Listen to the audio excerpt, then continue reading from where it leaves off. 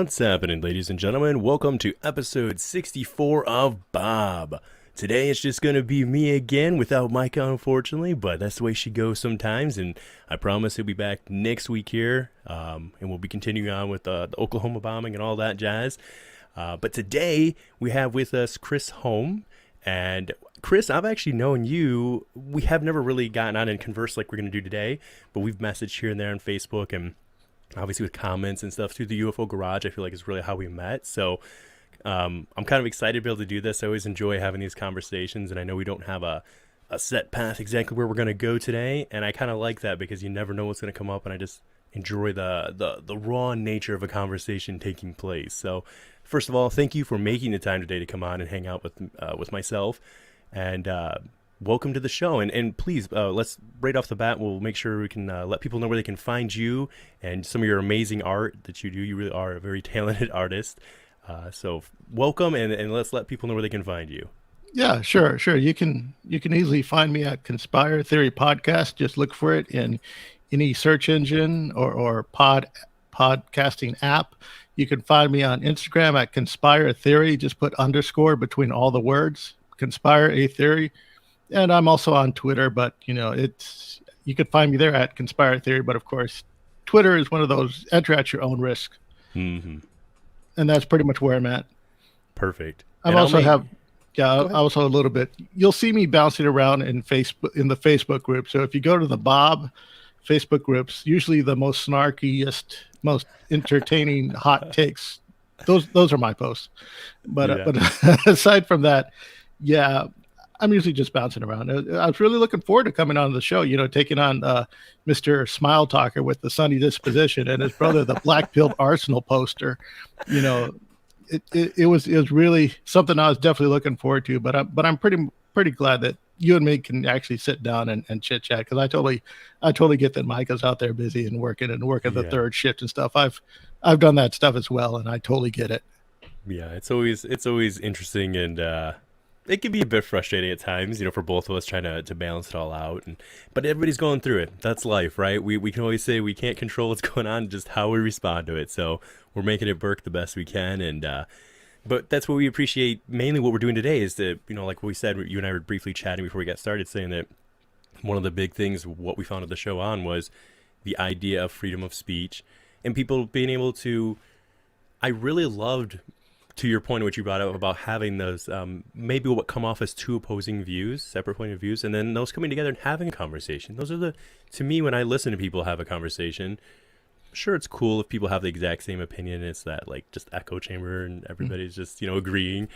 But you get the most out of the conversations when somebody says something and then that point's challenged, and then there's this flow of reaffirming, and you're watching as it's taking place, like people either reinforcing their positions or realizing that, okay, maybe my position isn't what I thought it was. And to me, those are always the most beneficial conversations to at least listen to, and I think have as well. I mean, no matter the subject, in my opinion, but that doesn't always happen these days. I love how you just enter in with a very topic that I asked you not to talk about because it's going to send me on a freaking rant. 100%. And it's like, don't touch this thing because it's a hot button issue with me. And then it's like, hey, the first thing, let's talk about this. As far as the overall basis of what it is that I'm getting at is, in this effort under the guise of keeping everyone safe and protected, we're also not challenging ourselves and people. The art of debate is gone. Some people can say that it pretty much ended in the Reagan era when he took out the fairness doctrine, which is where that's when mainstream media was like in 45 minutes and then sound bites and 20-minute commercial breaks and stuff like that, where you had to give equal time to an opposing view. When that was dropped, all of a sudden it's like everything was just whatever the heck it is that we can throw at the wall, and no one had to feel or be challenged.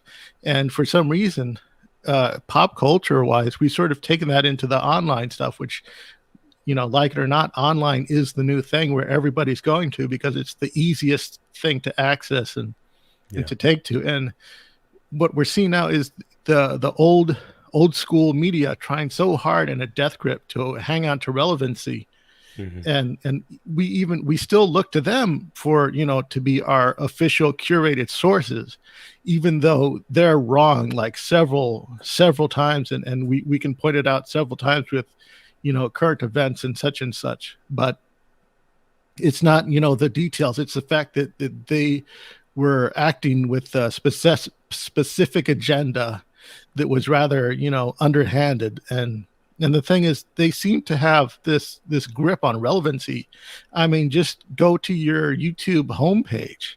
The first two rows are whatever YouTube wants you to see, which is usually just like, hey, we're putting this stuff out so that way, we look good. We think we look good to the most vile people on Twitter, so that way they're placated and they won't come after us.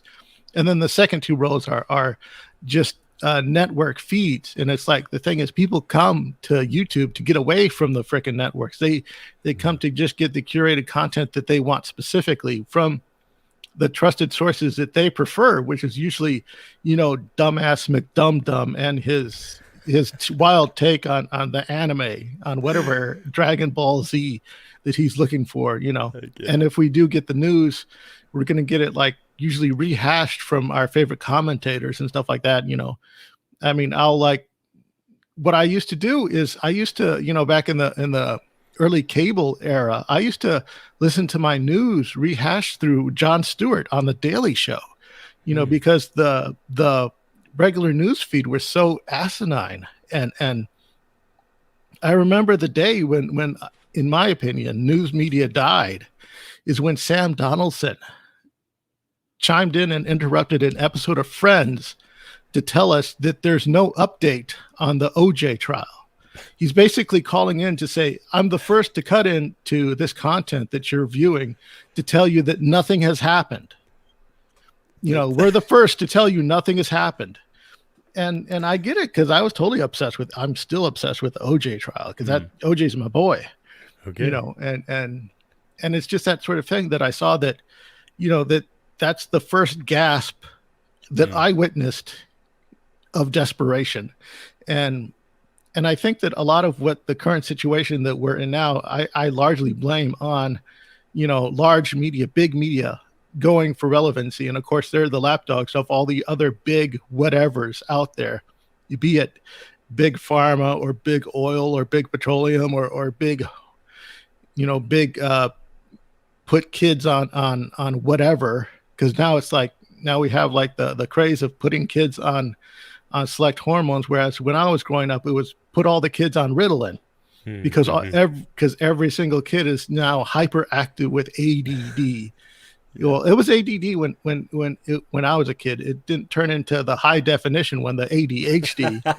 That didn't happen to like the next generation. That's right. But still, it's that whole point of let's take something that's completely normal, and instead of dealing with it, no, we have to create a panic because we don't know what we're doing, or we know what we're doing, but we're not going to listen to the people that know what they're doing. Instead, we're going to panic and throw a pill at it because somewhere someone makes money off of that pill. And that's really, I think that's the key to it. I mean, I don't want to sum it up to like one thing, but a ton of what you said can point back to that one thing. It's back to money and following that money trail. And I get it. People have to make money, but man, sometimes the greed and lust of money it's taken not only individuals, but corporations and people's way of life and everything down some really dark paths, just solely over that. Yeah. And there are some people out there with genuine conditions that are sort of being, they're being used as sort of like, or they're being used as doormats, because in my youth, I actually was one of those kids that needed to be put on Ritalin. Because when I didn't notice the difference when I was on Ritalin, but my parents did. My mom did. She noticed the difference. She said that, that when Chris was on Ritalin, it was like a miracle drug. He would come in, do his homework, and then go play. Whereas when I wasn't on the Ritalin, I never got to my homework. I never did anything. I never really focused on anything. But, somehow that stuff calmed me down and let me focus on whatever the hell it is that I was doing, So for some people, sometimes the stuff actually works. Sometimes all this stuff that we're getting into, it actually is beneficial for a few select people, but it's not a magic cure-all. Yeah. Yeah, and that's the weird part with any of that stuff is like you're saying, every individual is unique. So based on their situation, who knows what works best for them?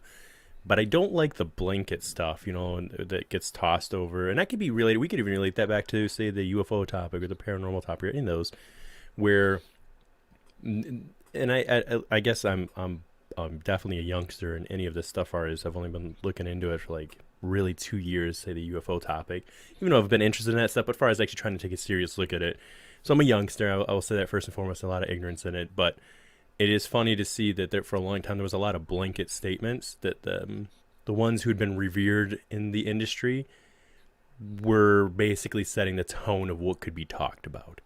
It was okay for this, but if we cross the line over here, that was off. That was off the table. And a small example of that might be something like, people would talk about maybe abductions, and that'd be okay, but they couldn't talk about like ongoing, maybe some sort of a connection where they feel like they're having communication or downloads. Just small things like that that seem to be important conversations that now I'm glad to see a lot of this is opening up. And it's weird though, because as it opens up, where things open up and there's freedom, you're going to get maybe those that are just in it for whatever, the attention or whatever might be going on. But I think something that Dave Scott said that was really stuck with me, and I've noticed this even for myself when you're listening to different individuals that say that they're channeling people or energy, you can tell, I feel like, when somebody's the real deal and when somebody's just faking it. And that, I'm sure that's even more so for experiencers. They can tell when an experiencer is a real experiencer or they're faking it. Now, it doesn't mean that the experience has to be the exact same as theirs, but there's this certain energy associated, I feel, with it. And I could be totally wrong about that, but I've noticed there's something else too when all of the ETs happen to come down with Trump derangement syndrome too. I mean, all of our abduction, I mean, no matter who sets them, there's what I noticed is that there is this sort of 90-degree angle that everything seems to hit, where we'll go up like it's this steady ascension. I notice it in basically every single field, and then it takes a 90-degree turn into absolute absurdity. Now, the definition of it is usually it varies with miles. Like, say, for instance, the flat earther. Everything is, well, science, logic, up until you pass the firmament. Then when you pass the firmament, suddenly everything is God and spiritual and Bible and Jesus. It's like this huge 90-degree turn.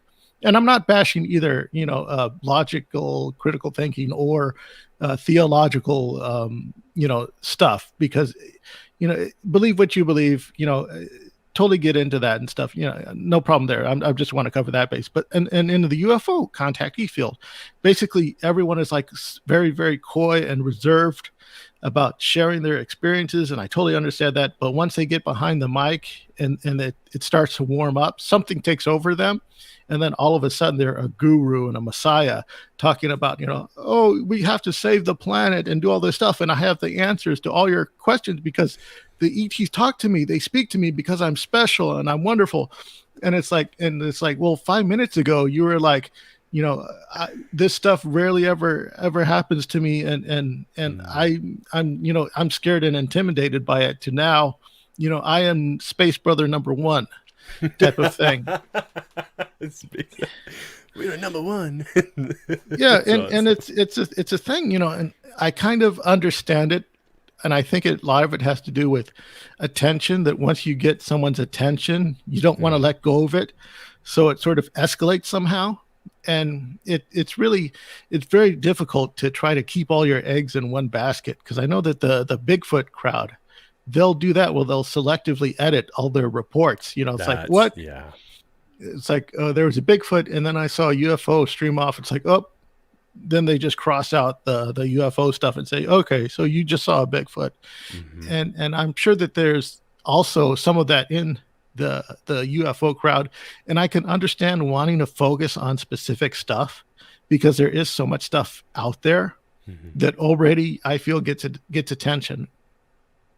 For example, I was in a paranormal group. We specialized in UFOs and cryptids.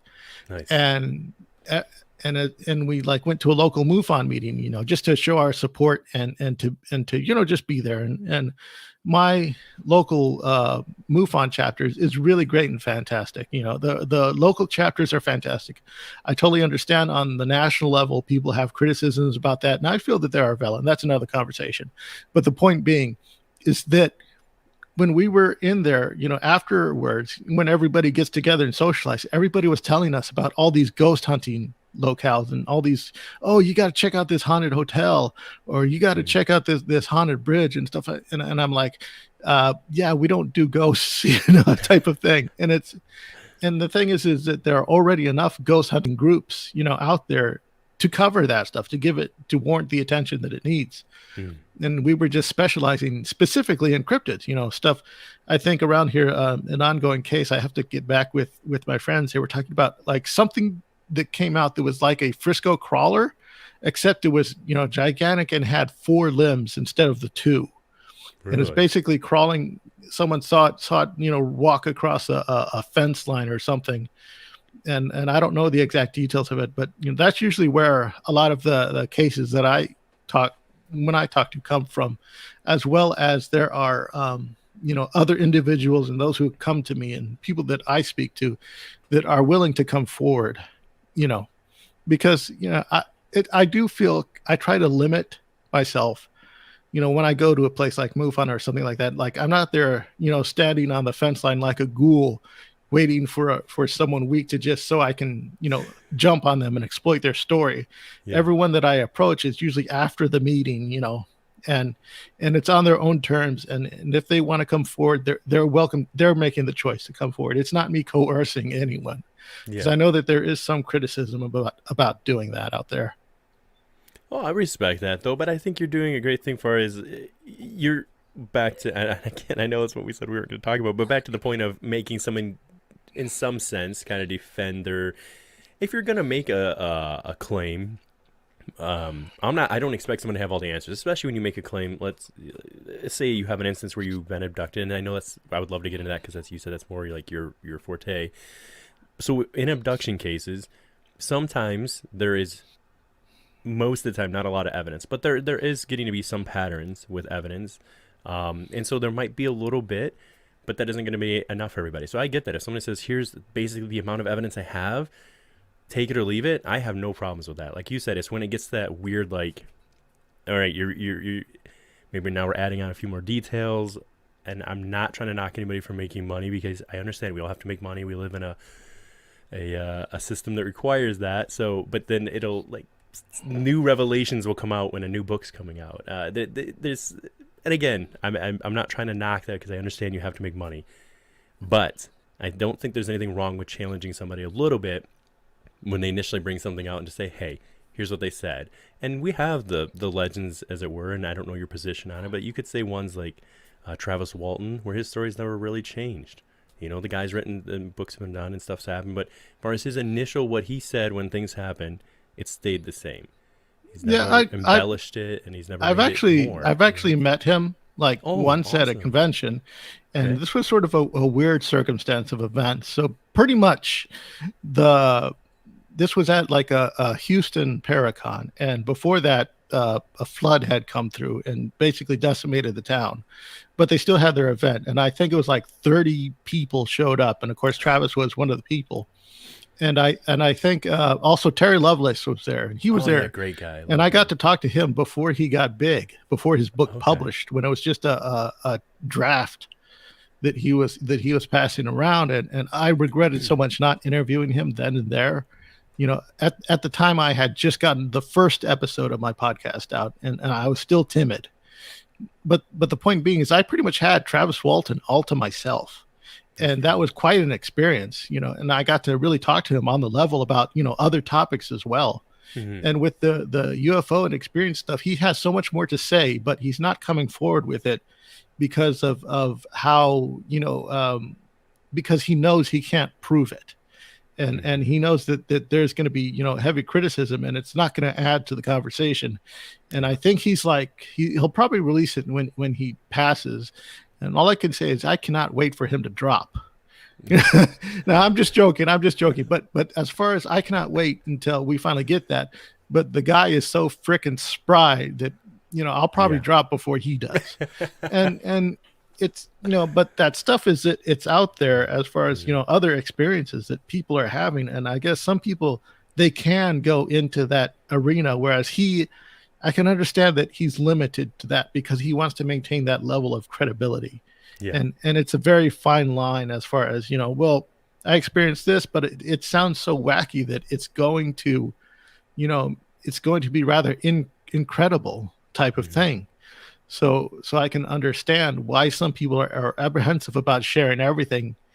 And the thing is, with the nature of the book, there is a process to releasing a book that you have to go through it. And as much as I hate to say it, you have to fill that 400, 300 pages. You Yeah. need something in there. And I guess that's why we see a lot of whenever people do release a book and stuff, it's usually a rehash of old case files and stuff like this. Stuff Mhm. that we've all seen before, those of us who are already knee deep in it.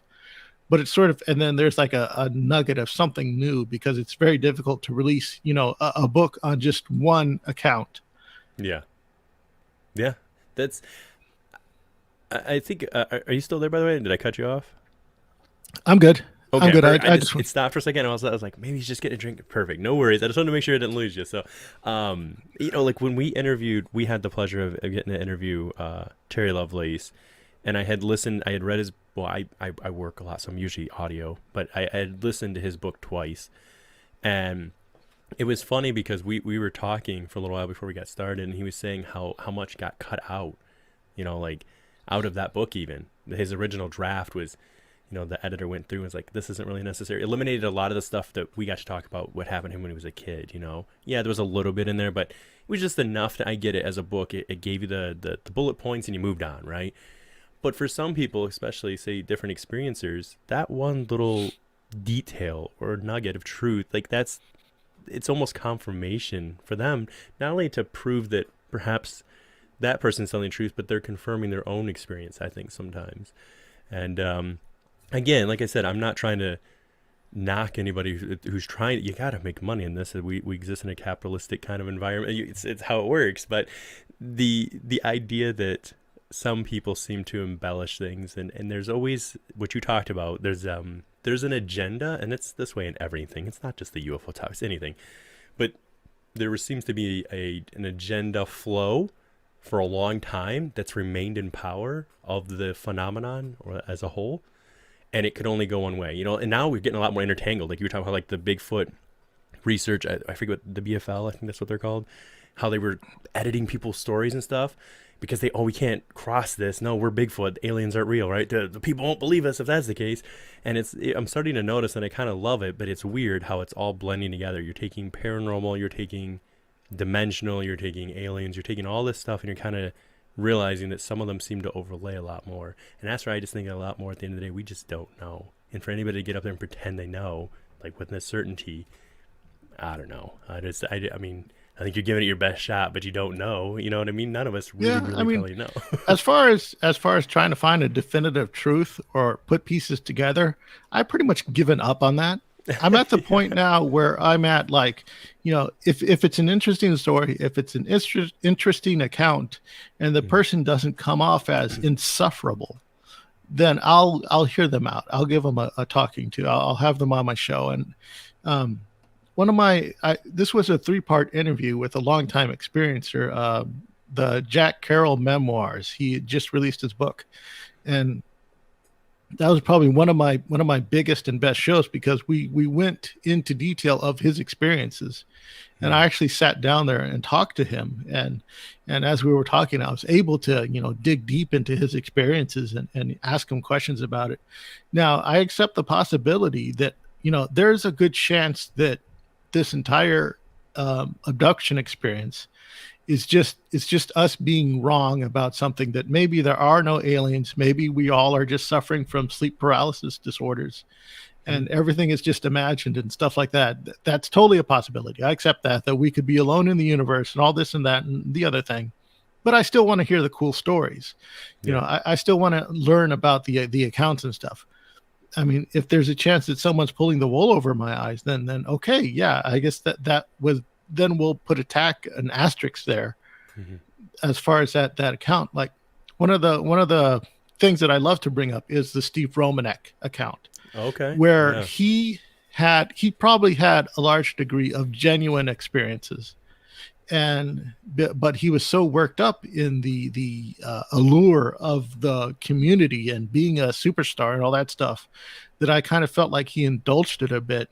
And also the guys, he's a bit off. He's a bit of a creepy guy from what I've seen of him. I that's what I surmise Hmm. from my observational stuff. Is that the dude's a creep, and you can pretty much, and that's why I kind of believe that he was set up, because I don't believe he was smart enough to to keep all his CP and a thumb drive on top of his desk. Yeah. He would have like kept it in a folder marked "Don't look at this. It's Yeah. kiddie porn" type of You're not the thing. first person to say they didn't think he was smart enough to pull. He's dumb enough to get caught that way and do something like that, but he took out three guys with a bike chain. Yeah, Like yeah. I remember that story about how he kung fu fought like Men in three Black or black whatever. three black ops, Rainbow Six guys, and it's like, okay, yeah, I mean, there is a chance, Maybe. yeah, maybe everyone is full of shit, and this is just a natural phenomenon that we simply don't understand because it's us coping with our environment. Hmm. It could be all in our head, and if that's the case, then hey, that's fascinating as well. Let's learn about that and study that. Yeah. But the thing is, as far as putting stuff into and assigning it a narrative and stuff like that, we don't know. I mean, there are some people who try to put in the unification theory that maybe all of the Fey encounters of old time lore were, alien abductions, and maybe those are one and the same. That all these modern day aliens, maybe they are the modern representation of the Fey and stuff like that. I find that stuff fascinating. I'm Hmm. like, let's take everything and throw as much against the wall and see what sticks and see what, let's have an open conversation about all this stuff, Yeah. and let's debate it and stuff like that, and see how things weigh out. And I'm totally open to that. Yeah, and I mean, I guess it's hard to say because we're one small picture. Like I only get to operate from my perspective, and I'm so close to the surfaces where I don't get to zoom out and get that perspective of what's going on across the board. The internet kind of helps us with that, or tries to, and that's the whole thing. But with podcasting and all this stuff that like yourself and I are doing, I love that. I truly feel that a lot of answers lie in the collective consciousness, and I know some people get really fired up about this statement, but the idea of that we're all little fractal pieces of the puzzle, and that's why it is important that we interview these different people. And one thing I love about what Joe and Ben do is they'll have anybody on, and sometimes, I always tell people when they come on our show. I actually didn't get to tell you this backstage, but I usually tell them, "Hey, I'm gonna let you talk about whatever, and if you're clearly going off, like, here's the rope to hang yourself, right? I'm not gonna sit there and unless you're going way like where we absolutely know I can just prove it wrong. If it's in regards to something I can't really absolutely prove wrong, I'm not going to try and stop you." And I love that Ben and Joe allow guys and people to just share their story, and it all works out, whether that's just what that person needed to get off their chest or it's something that triggers something in somebody else. I kind of like that there's this new open, let's put it all up there and let's try and get an idea of it. But also, what you hit on was a really important thing, which is that not to figure it out completely, more like we're just experiencing it. That sounds silly, and I know it sounds really like new age and all that stuff, but like just riding the waves of the universe. You know what I mean? Like, yes, I'm looking for answers, but I'm not trying to force anything. I'm just going with it and enjoying the experience because I love this topic. I love all of them, all the kind of weird, strange stuff, and I enjoy, like, especially let's say cryptids. Cryptid stories are so unbelievably no tangible evidence almost ever associated them. It's almost 9 times out of 10 someone's a recount of a situation, and yet it's one of the most fascinating things, because if people are making this stuff up, it's like, of all the things you could make up, you're making up the most obscure, strange looking beings that you're seeing. And what's been your take on that, I guess? Because that's something, obviously, that you said your group kind of focused on. Have you noticed that in your experiences or research?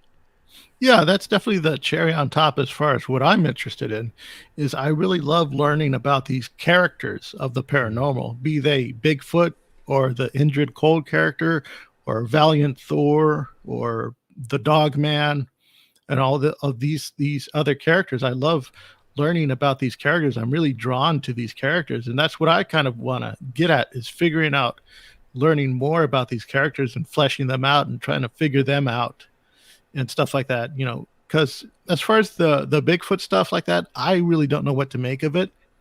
Part of me is like, well, maybe it is a thing, maybe it's not. I know that there are people who swear up and down, and they're bigger than me, so of course they're right. And it's Yes. the thing is like, but when I'm one of those guys. I think it was it Melinda Leslie or Lori Fenton who said people don't want disclosure, they want confirmation. I'm one of those guys. I Mm. want to see the body. I want to see the alien under glass. I want to see it type of thing, Hmm. and I want to see the dog. I want to see the body. I want to see the dog man, the Bigfoot or whatever, in its cage or in a enclosure or whatever. I want that. And the thing Mm. is, if you're not going to give me that, then I'm probably, then my that my you're not going to keep my attention, unfortunately. Mm. And I get that there are some people who like they try to do the, oh, I got to live and let live and let them be in their environment, and it's like, okay, so you're just settling for just the experience and stuff like that. Yeah. Okay, that's fine, but still, I need something that I can hold on to, Hmm. type of thing. And I really don't think that's too much to ask for. No, I don't want to speak for him too much because he's not here, but I don't think I'm wrong in saying this since he said it on the show before. It's definitely Micah's take on things. Now, don't get me wrong, he's becoming a lot. I mean, when we first started, aliens were none of that was on the table. Okay, aliens, ghosts, none of it. And he's starting to come around a little more on at least entertaining the idea. But he is that same mindset, like he said. Unless I can see, feel, and touch it, why do I need to accept anything you're telling me? Now, and I know that some people take that as a very cynical point of view, or like, well, you're just out to just prove us all wrong. But we do need that in this kind of community. We do need that in anything, any topic that's taking place. Like we were talking about when we covered Skinwalker Ranch, how I would have never made Robert Bigelow's team because I'm that guy who like I would be excited to find this stuff, and he purposely was picking people to put on his team that were not open to these ideas because he wanted to have the most, like, you would probably be on the team. Micah would have been one of those guys because they're just like, it isn't real, and I'm here to prove that it isn't real.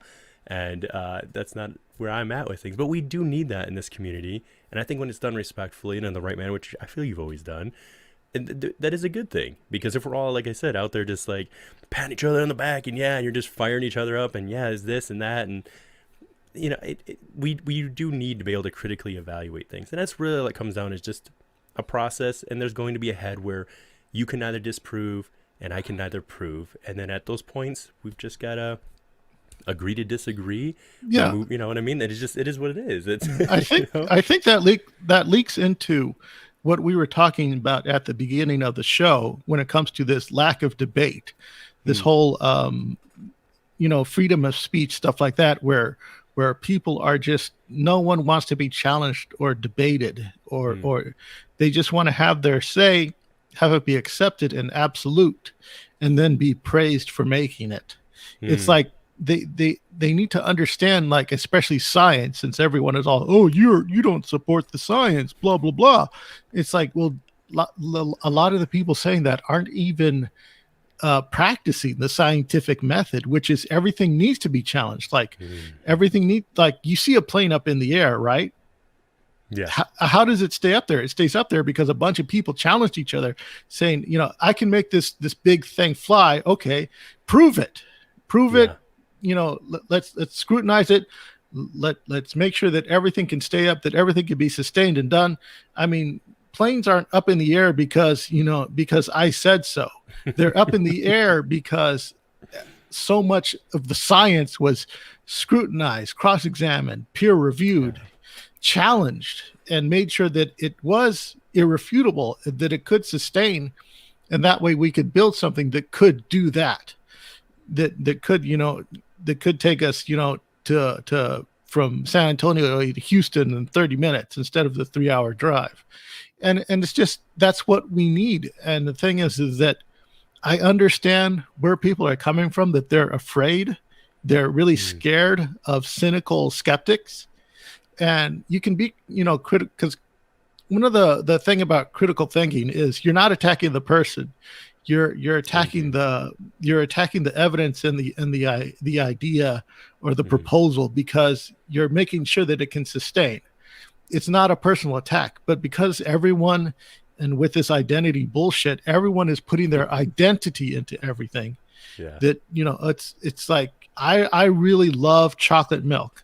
That's not my identity. If you don't like it, I don't give a fuck. That's more for me. The thing is that, because we have these people who don't want to be challenged, and that's seems to be where our culture is heading, is don't challenge me, I'm fragile. And they see that somehow as a position of strength, because they use it to bully themselves into a position of authority with it, because for some reason the bigger, higher ups are so deathly afraid of a psychotic Twitter mob of people who don't spend money or really support anything. They just want to tear shit down. But anyways, is that because we're so afraid of offending someone, because the second we do that, we have a target on our back. And with all that stuff, it's like we can't have stuff, challenging anymore. And I know that there are skeptics out there who are complete and total assholes about it.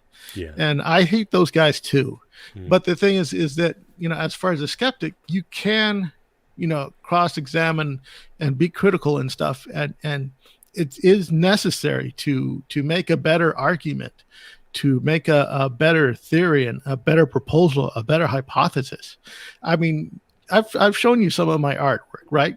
Yeah. I'm good. I'm a very good artist. I'm not are. the best there is. I'm not the greatest. But the point being, I would not have gotten as good as I would have gotten if I did not take criticism, if I did not take it and process it and grow and improve from it.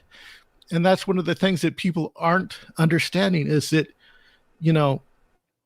sometimes your theory may not be absolute. There might be holes in it. There might be holes in your logic. And if you want it to grow and be absolute, you have to set it out there to be challenged, to be scrutinized, to be cross-examined, to be peer-reviewed. And that's how you improve. And because people don't want to do that, it makes me, really, really, what's a nice way of saying I hate them?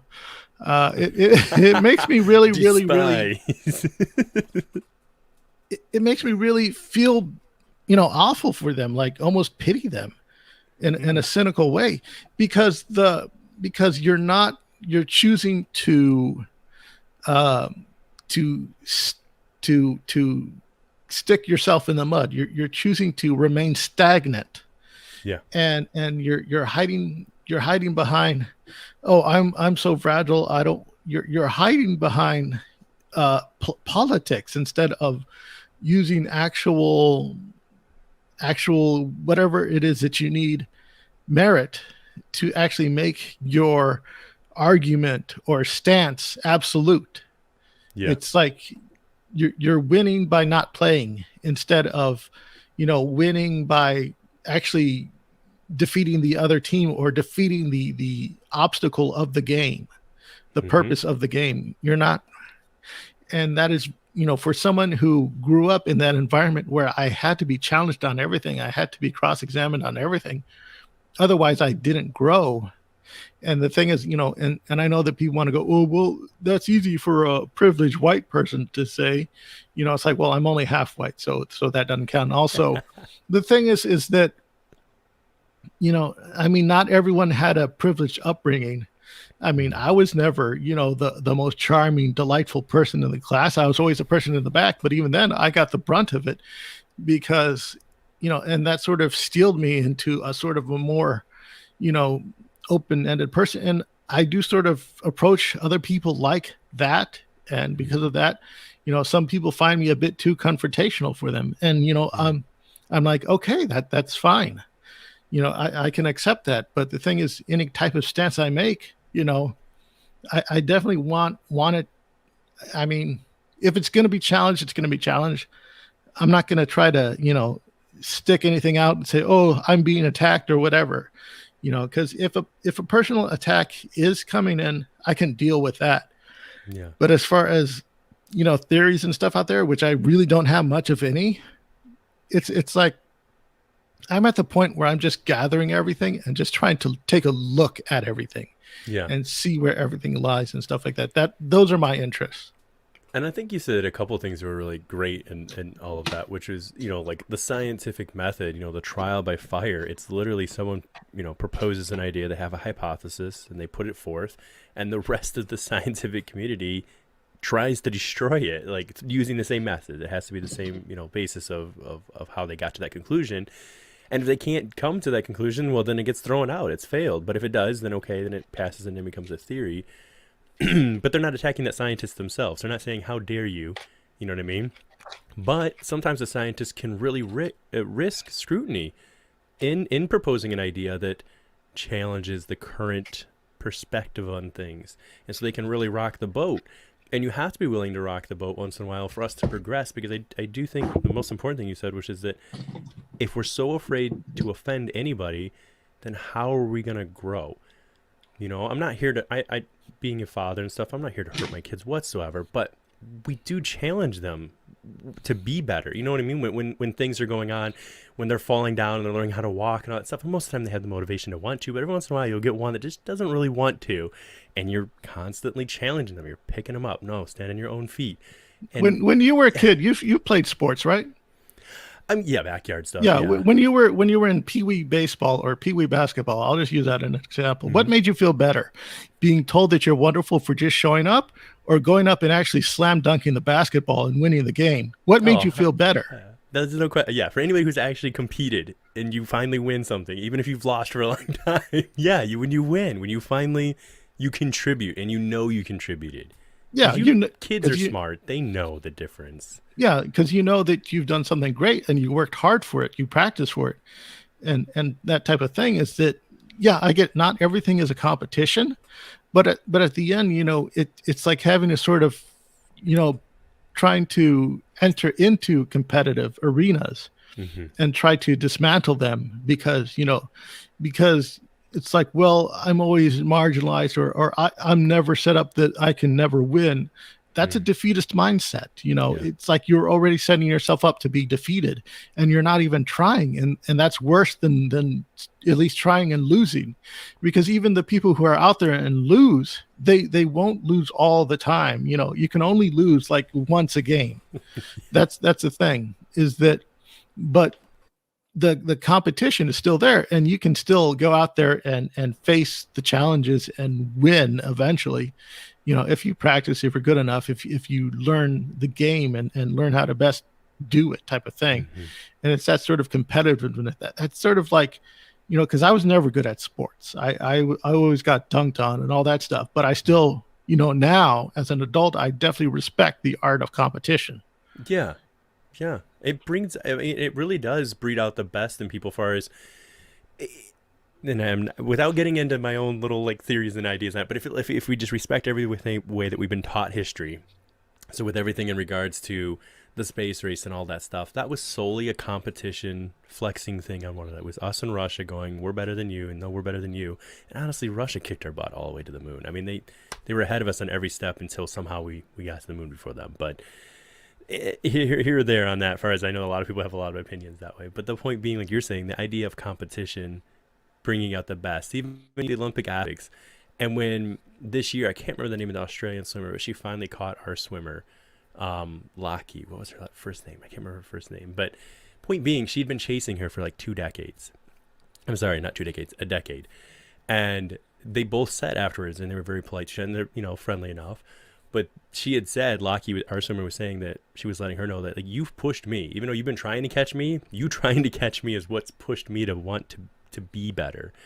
And not to get all like into the science thing, but one of the most annoying pictures that I see out there that I'm a pretty nice guy usually. Like, I don't want to like argue with people, but I will argue logic And when they wear these giant face masks or wear signs and have stickers that say the science is settled, sometimes I'm like, it is settled to the understanding that we have currently. We don't know. We've thought at every single turn of the century that the science was settled. And that's not how science works. At all. It's that's not how science works. But because it's not politically expedient at the moment, that's where the pressure is, and it's all social pressure too, and it's backed by the big media, big internet media, the big conglomerates. They're pushing it too, because they're in that boat as well, and that leads into we see it most apparent in the politics, and in the current lockdown situations. That's where we see it the most, but I'm pretty sure it's everywhere and in every community. And that's what terrifies me, when I see these young people coming in, is that I'm afraid that they're going to bring that into the fold with them, because as a security blanket, because that's all they know. Yeah, they're just being raised in it. I mean, I don't even say they're not even being indoctrinated at this point. I mean, they are in a sense, but it's not like they had a moment where they had an option to say, hey, one way or the other. It's just, this is just a small example, okay?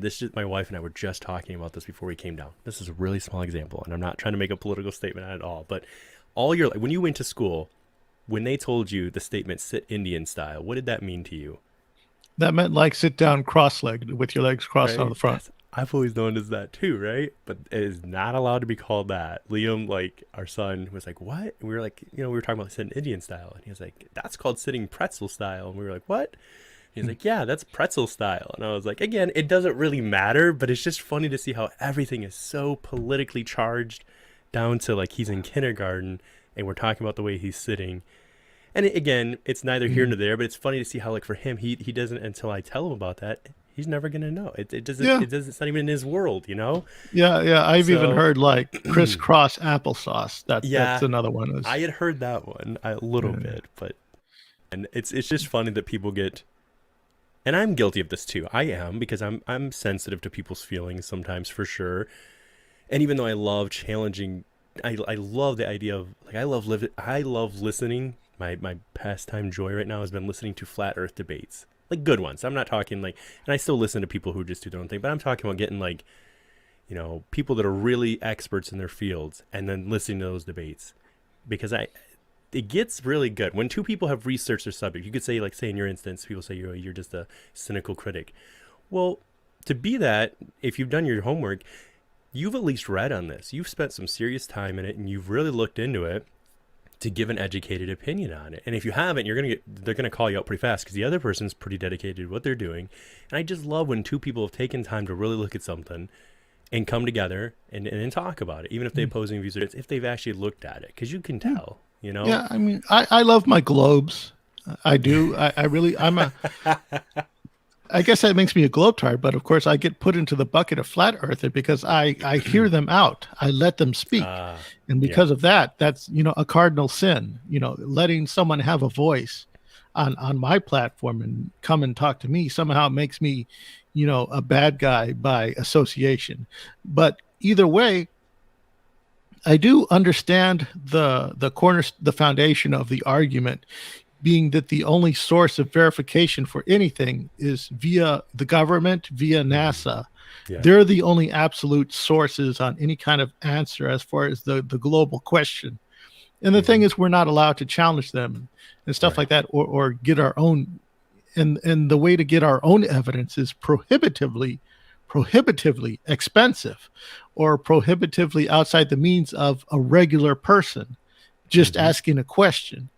So I understand the frustration, and I do feel that there is, there's nothing wrong with asking those questions. And the people who do come up to answer it are usually, they're the ones that are the most prominent are usually the biggest cynical assholes. And they're just absolute jerks about it. And it's not and it's done purposefully to punch down at you, to sort of shame them, that if you feel this way, or if you ask these sort of questions, you're supposed to be shamed about it. Yeah. Instead of, well, let's have a grown-up conversation about it and look at the evidence together and Mm-hmm. ask questions and figure it out. So that way there is no more question.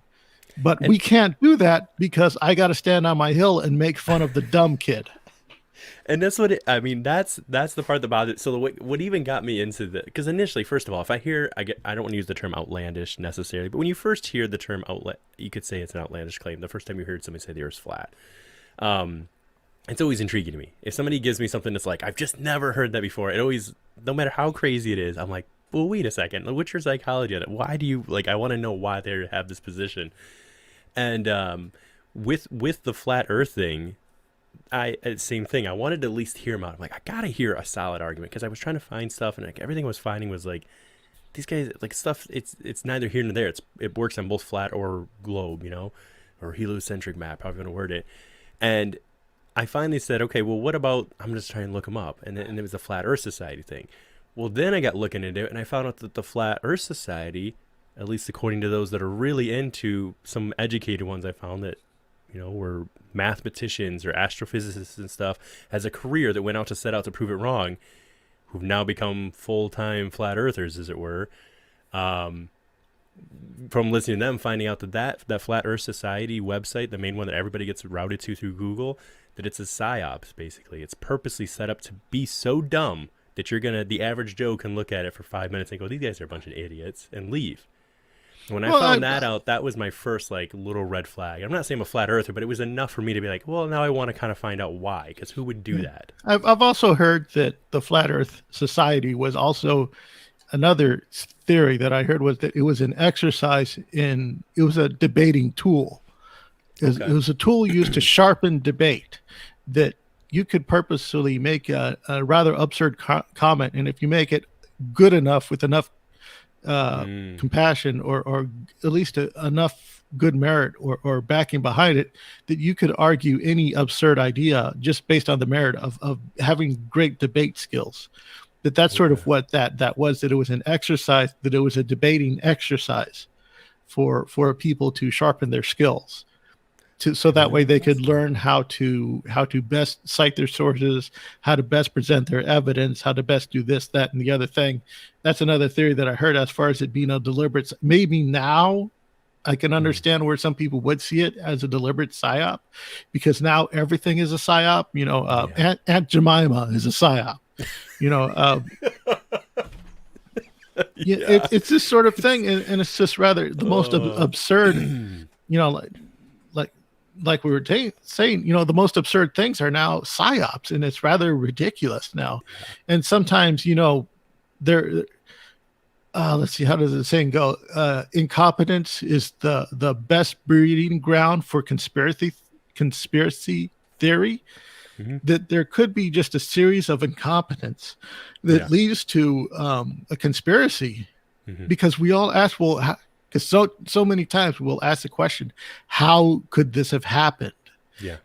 And we can't believe that so many people could, either willingly or unwillingly have been at fault to allow, event A to occur. So of course we throw a conspiracy behind it, because, well, that's the only way. It's not that people are fallible. It's not that a series of events could have happened with a series of fallible people that had led to this sort of unbelievable conclusion, Yeah. type of thing. And you can apply that to everything, be it the Twin Towers, the Kennedy, the Martin Luther, the Junior King, all of this stuff. You could throw all that stuff to anything, that it could have been, just a series of incompetent people not doing their job that led to what is now the grandest conspiracy of all. Mm. Yeah. And even with that one, like with the flat Earth stuff, because I've gotten a lot of crap over it because for the last year I've given it the option, like you were saying, I've listened to people, one or two people in my life that were actual flat earthers, and wanted to just sit down with them and like, hey, let me just tell me your position and listen and read on some stuff. And I made a statement the other day at work to somebody, and they were like, seemed really taken back by it.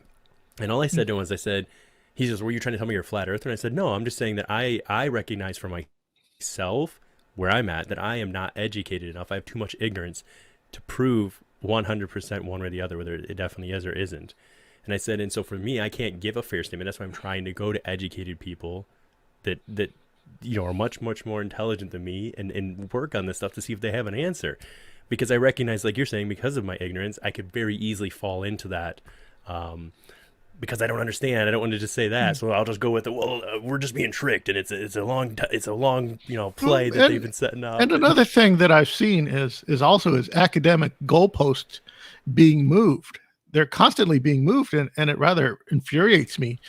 Because before it was, you get high enough, you'll see the curvature of the Earth. And then it's like, well, no, you're not going to see the curvature of the Earth at the height of a plane, because the plane windows are bowed. So that creates a fisheye lens. And all of the guy who did the Red Bull jump, well, he was using a fisheye lens. So that created an artificial curve. So he wasn't high enough to see. And it's like, well, then how freaking high are we supposed to get to be able to see the curve? And then it's like, well, in order to get to that height, you'd have to be past Jeff. You have to be Jeff Bezos to make that height. This is it was like 33,000 feet or something, or whatever the height was. It was a ridiculous number that none of even normal airline planes or jets are It basically, again, like I was saying, prohibitively expensive to the average person who just has a question. Yep. And really quick though too, because I don't know how long I have you. I know I've already been going for about almost an hour. I would love to do two things. I know I'm shifting gears here kind of rapidly on you, but I could give you a little bit more time. Okay, perfect. If we're going on a thing, I just gotta get a glass of water. Yeah, no problem. We'll go ahead and grab that. Yeah, just give me a second. Perfect.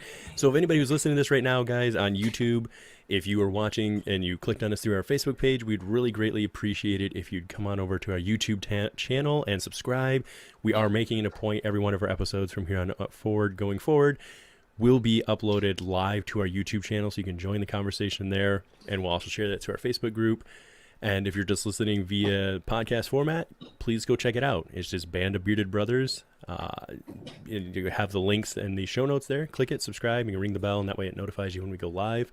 We'd appreciate that. And then the more engagement we can get with you guys in these kind of subjects, we love it. And then obviously you can always hop on the Facebook page group and share there and join the conversation. So, but what I'd love to do here, once Chris sounds like he's getting set back up. Perfect. Yeah. I want to show your... Good thing I didn't go pee. No, you could have. You could have heard that. We can edit that out. No worries. When we're live, we'll just... What did you do? I've seen you drinking a lot. Did you pee your pants? What, this right here? No. Yeah. I'm drinking... I drink tea. I love drinking like raspberry. I had a bad bout for sure going through 2020 of... drinking too much. There's not like another one out of the table that you're urinating in, and then you I have a whole nother. This tea is warm. Oh no, it's lemonade. I hang on to it, man. I can go quite a while usually. I think the longest I've gone was like 4.5 hours with the podcast. I think one time that we did. Yeah, I guess we'll give it another 30 minutes and see where we're at. So perfect. I'm good for that if you're good. Yeah, I just wanted to share your art here, because if you're okay with kind of describing it, I'll pull it up on the screen, and then... that's what it's there for. Perfect. So I'm going to go here, then it'll take a second, because for whatever reason it wasn't giving me. So is it actually bringing up the picture for itself? Perfect. I see it. So I wouldn't mind if you would love to kind of describe to us if you know which... because I know this story, but for the life of me, I won't even pretend to remember the actual case. I know the story, but I cannot remember the name of the case. Do you remember what? Well, yeah, this was one of the investigators in my UFO cryptid group that I'm a part of.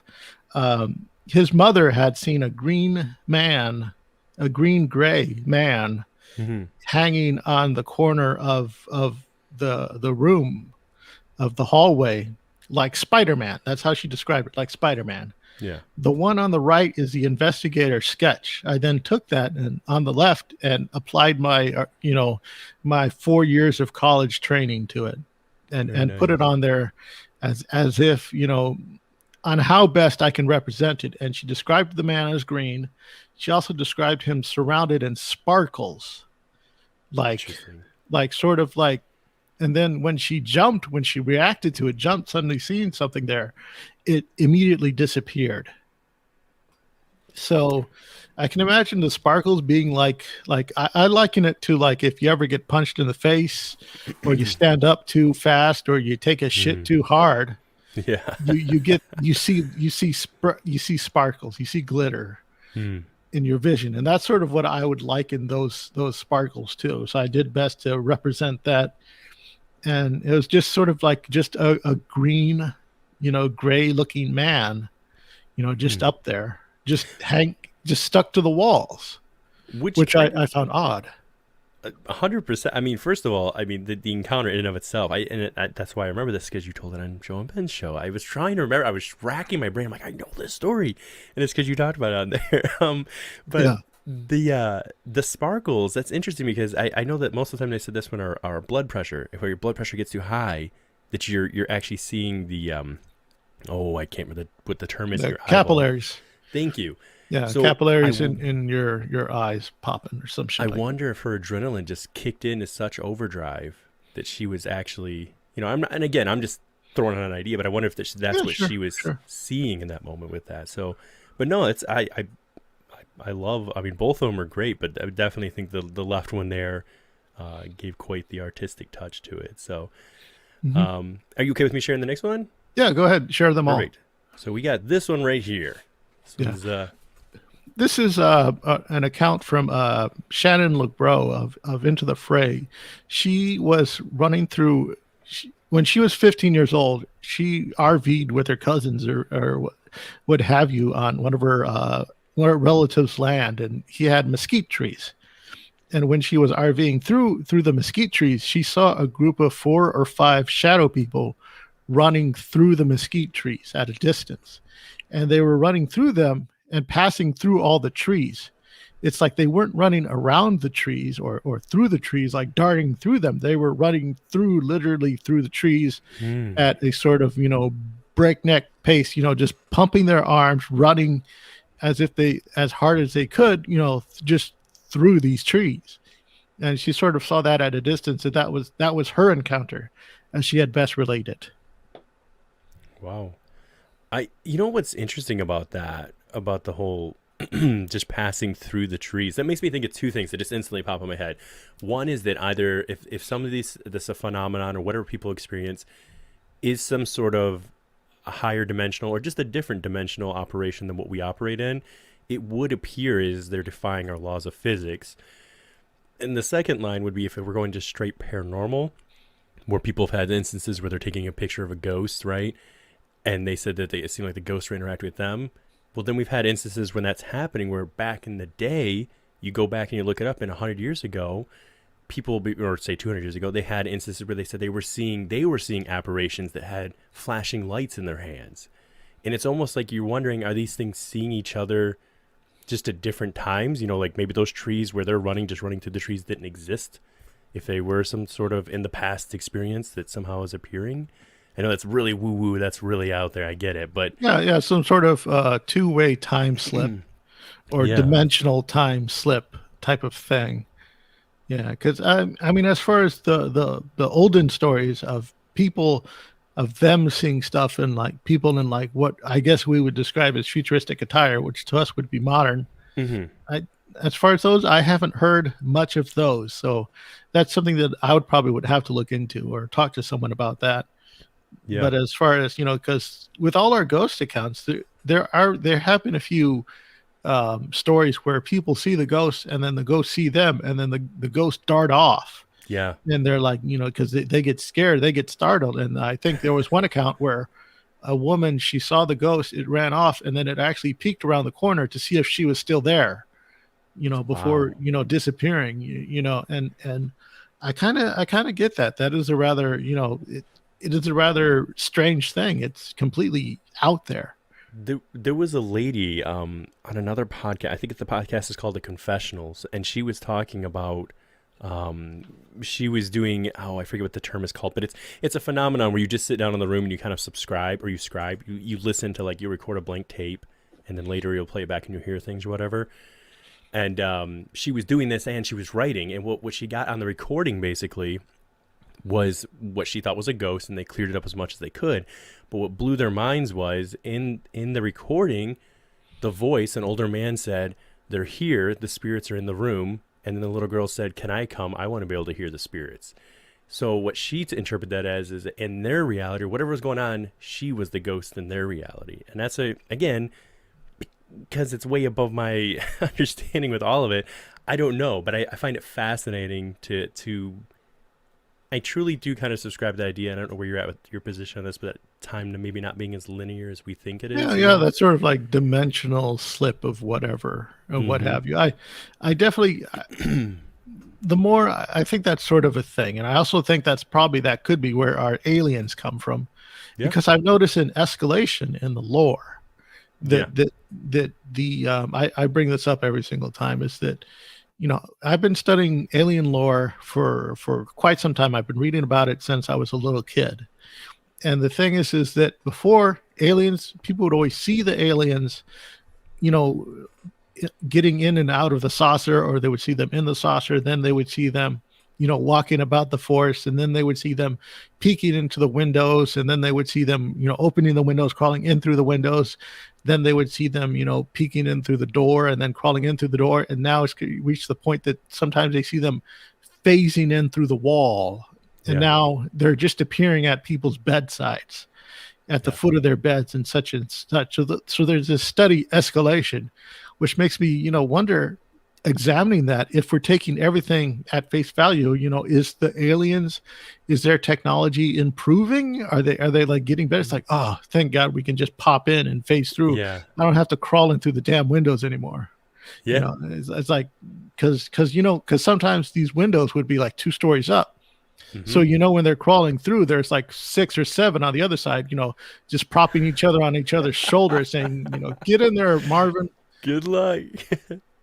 And All right. it's the thing is that with that, but then I also have to ask a question: have they always been popping in, just popping in near the Mm, bedside, and the people, were they just saying, oh, they or maybe they were peering in through the windows and stuff like that, and that was just crawling through the windows or crawling through the doors, was just a way for them to fill in the details, to yeah. explain how they got into the room, because they really don't know.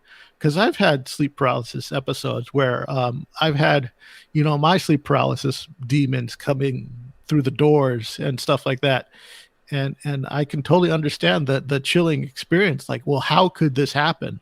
How do Right. I explain this type of thing? And putting them in that spot. Yeah. No, I agree. Like you said, it might have just been a case where, like you said, you just filled in the blanks because if you just told people, depending on the time and the era and where you were at, hell, they just appeared in front of me, you sound like a crazy person versus, well, they crawled through the window. For whatever reason, that Mhm. little detail helped solidify it a little more for those listening. But let me flip to the next one here. So, uh, Yeah, this is sort of a dumpy looking goblin type of thing. yeah, This was from a man who, when he was a child, he had seen a sort of Yoda s type goblin with this sort of patchy skin, this sort of pooch belly, covering himself, the teeth like needles. It had this sort of grin, and it had these 3 fingers and these sort of slitted eyeballs. And as he could best describe it, it looked at him, smiled, and mm, then waved at him, and he yes, was petrified. So he took his stuffed alligator, his stuffed crocodile, and threw it at the mm, creature, and it disappeared. And it wasn't until he was later, as an adult, that his mother was able to confirm his account, because really, around the time she had felt some sort of creepy happenings happening in the home, that sort of validated his feelings and stuff like that, and let him know that, well, he wasn't alone in these sort of accounts and stuff like that. And it's rather, it's just a rather account where you see something otherworldly, and it's like it's in the corner of the room. But with this one, it sort of interacted with him in a sense that he felt it was trying to tempt him, type of thing. It was sort of trying mm, to gain his trust or whatever. yeah. The old stories of the Fae, right? Where they're Yeah, all yeah. the promises that never get fulfilled. So, but how long does something like this? I meant to ask you with the last one in particular. Like, say with this one, how long does that take you to draw something like this, or what's your process? I guess I guess it's probably like a sketch. It'd probably take about like maybe 4 or 5 hours, just steadily working on it. that's amazing. I would never. I struggle to make a solid stick figure to this day.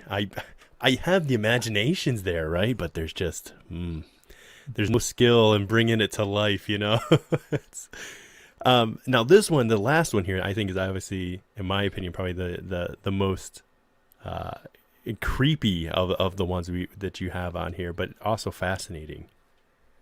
Yeah, that was just a rendering of what I've heard of accounts of the rake, Mm-hmm. which I think is a lot of dare we say, in my opinion, I think the rake is one of those creatures where we sort of I guess I would have to say is that it sort of came from pop culture into our world, like the Slender Man, where, and I do believe that maybe the same could be said for the Dog Man as well.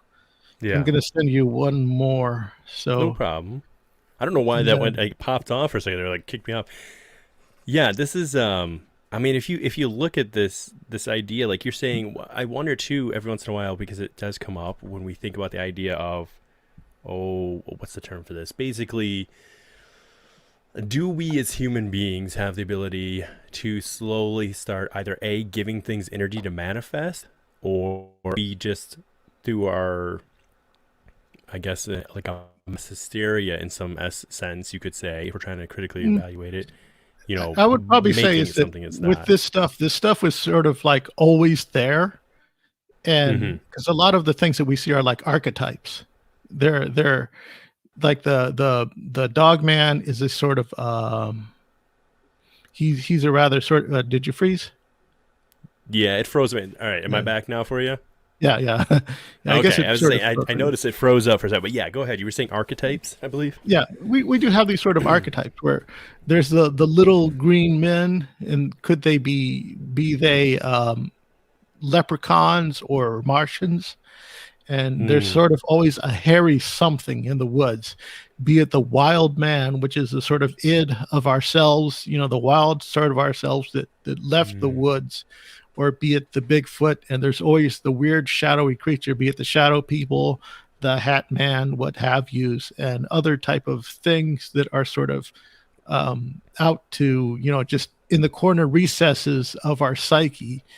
yeah. And sometimes, this stuff is just repackaged and regurgitated as whatever new pop culture thing. Now, I do believe that the rake is sort of, I understand that there is a thing out there called the tulpa, and they said that it could be a representative of a sort of thought form energy, but I also think it could be that people are seeing something out there and they don't know what it is, and it's a fleeting glance. So I believe that in some accounts they attributed it to a rake. I'm not always, I don't want to put all my eggs in the basket that there Mm. are, that's what it is. And yes, I'm going to have people that swear up and down, it's what I saw. I know what I saw. And I get it. You're bigger than I am. So you're right, type of thing. And it's this sort of thing of where, you know, I, I can see where we sort of have this sort of thing of we want to put labels on stuff, and I get that. I totally get that. I love that. I love labeling shit and Mm. categorizing stuff and putting it Mm-hmm. in its little slots and all this and that. But as far as the rake, I have to be a bit extra critical on the sense that, you know, it's something that was sort of could have been a sleep paralysis demon likened to the gray lady or Mm. the gnome or goblin that would sit on people's chest. And now people are probably attributing it to sightings in the woods. And I think that there's probably some a little bit of misconjecture or a bit of maybe crossover there or something or rather. I don't know what to make of it, but I do believe that what happened is cultural pollution Mm. crossed over into our paranormal stuff. And whenever I hear anyone give a rake account, I try to listen a little bit more closely because my inner scrutiny is sort of, something in there triggers my inner skeptic so Yeah. much that I do, sort of want to make something of it. You know, I got to hear it out and type of thing because it's one thing. It's one of those. This isn't something that is usually out in the woods that we hear of, as far as I Right. know. Yeah. No, not at all. It's not like you're saying. It's not the Bigfoot or Yeah, Dogman encounters. It's yeah. it's a little more unique and terrifying, in my opinion. Or or it could be like maybe this is like everyone likens to the Wendigo, or perhaps Mm. there's always a pale figure Yeah. sort of a pale figure that represents a sort of ghostly essence that again is out in the wilds as far as we see it. I have to say though, this is probably my favorite picture. I've never seen that. I don't. Maybe I missed it. Have you shared this on Facebook before? Because if you did, I 100% missed this one. Yeah, yeah, I've tagged a couple of people. I think I tagged Ryan Sprague at one time. The because he always goes on about how awesome J. Allen Hynek is, and I'm like, yeah, yeah, this is pretty cool. So I did this as a joke where I made like the J. Allen Hynek UFO Daddy Gym shirts because you always see those workout shirts, and I'll probably put this on a T-shirt sometime in the future where I have like J. Allen Hynek as this sort of muscular creature, and he's sort of like you know these aliens are trying to take him down, but they can't because he's too strong. I He's would too 100. buff. I would He 100% lifted. buy that Yeah, shirt. he went Super Saiyan type of thing. And Nice. it's the thing is that I thought about maybe doing a series, maybe having one with like a Stanton Friedman, with big Mm. old muscles and stuff like that, lifting groceries and stuff like that. Since since that was his big uh, saying during the Betty and Barney Hill, like that's not a trip to the grocery store Oh my type of god. thing, which is often made fun of, which is the butt of the jokes that he's attributed to. Yeah. And and maybe like doing like a couple of tribute, working out muscle stuff to past Yeah. uh staples of the paranormal community and stuff like that. That's one of those I'll get to it when I have time, but it's sort of a like everything else, when the Time. time presents itself type of thing. Have you done a rendition of also one? I don't know if you remember this alien. It happened with oh, I'm drawing a blank right now. Hang on a second. I will look his name up. But the alien he referred to was called also one. The Carl Higdon abduction. That's what it was called. I don't know if you've ever looked up the Higdon Refresh abduction. my memory. He was out moose hunting, or he was going to hunt moose. He was a logger. Fires the bullet, and it like stops in midair.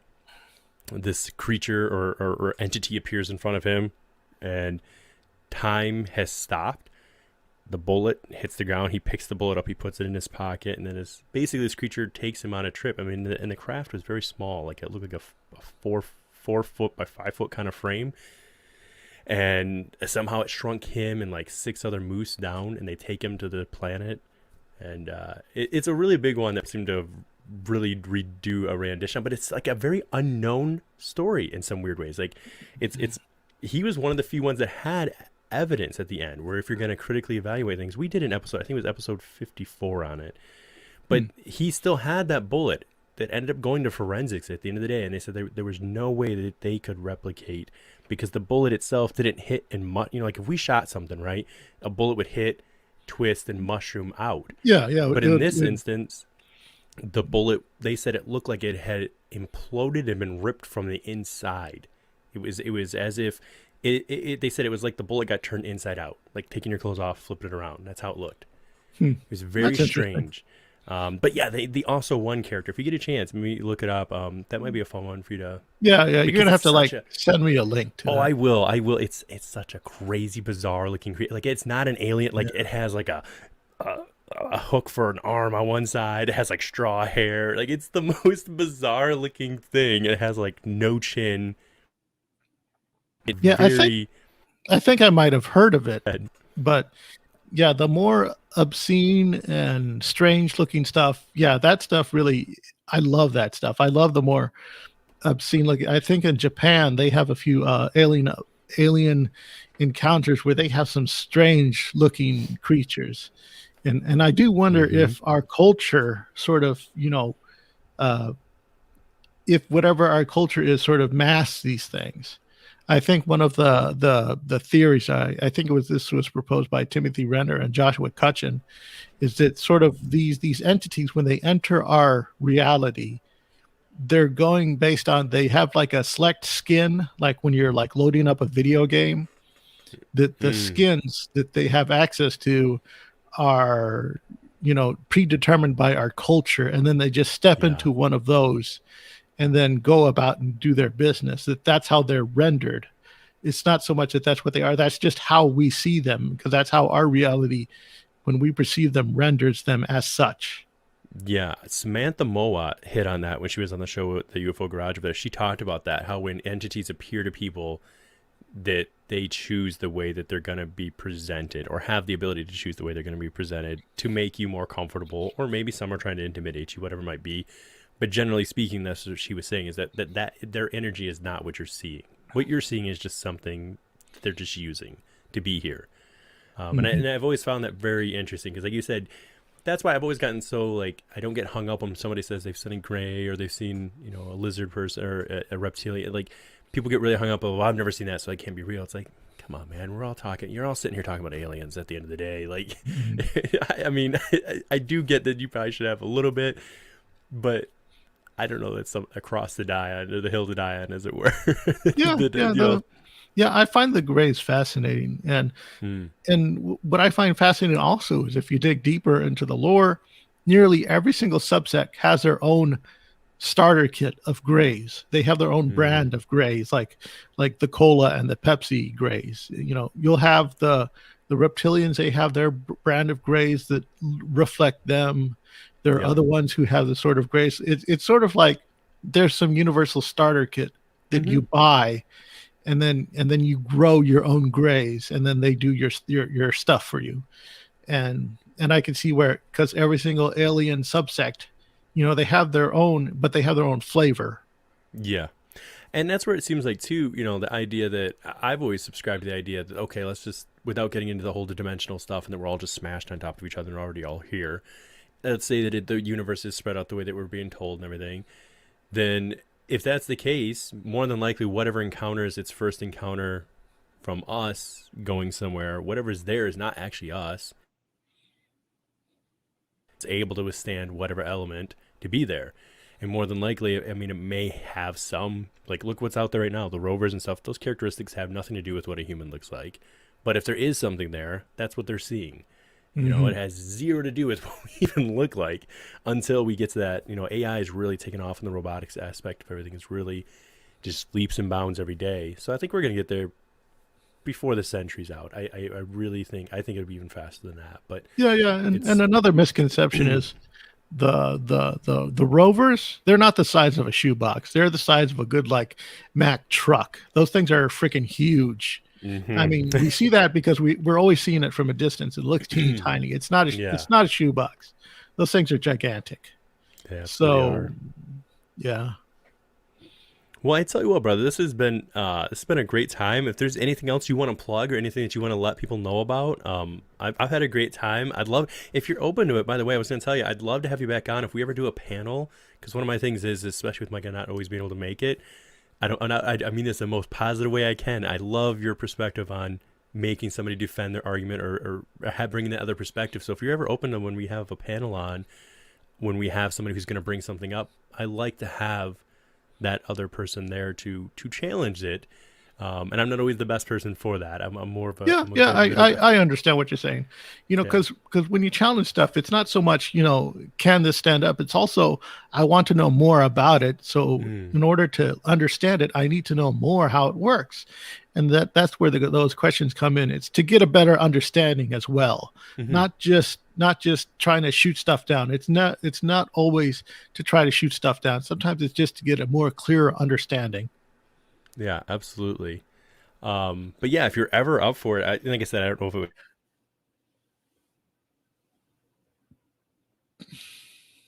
Well, I might have froze there. Sorry, I might have froze for a second. If we ever get something where we can do whatever it might be, whatever the panel is, bring in, you know, where you've given your perspective, they've given theirs, and then we have an episode where both parties come together and kind of debate it.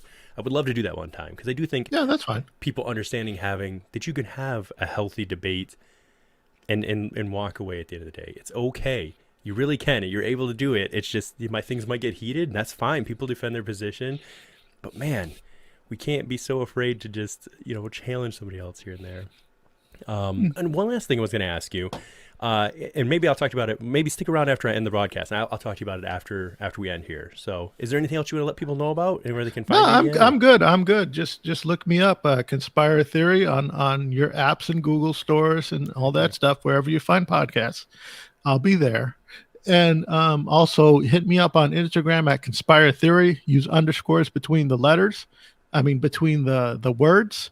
And you'll find most of my artwork on there. And my latest episode is out now. I interview Lisa O'Hara. We have a talk. I find a way to bring up the cat bus, the Miyazaki cat bus, during her conversation because she talked about kitty spiders. And it's Yeah. like, you mean a cat bus? They're trying to build a cat bus? Part cat, part spider, all bus. The There cat you bus. go. And that was a fun conversation with her. She is a gem. And I have a back catalog of lots of other, things and people that I talk to and other Mm. such things like that. So it's a good, fun stuff. I try to discuss other topics, not just paranormal stuff. I also get into comic books and movies. I Yeah. also talk with writers and stuff like that, and other such folks. I it's a lot of I'm really selective of who I talk to, but also I try to find whoever it is that I can nail down that will sit and talk with me about whatever topics out there. I Yeah. also have those as well. Absolutely. Well, as always, folks, as we always end the show saying, we'd like to ask you to stay curious and keep it weird.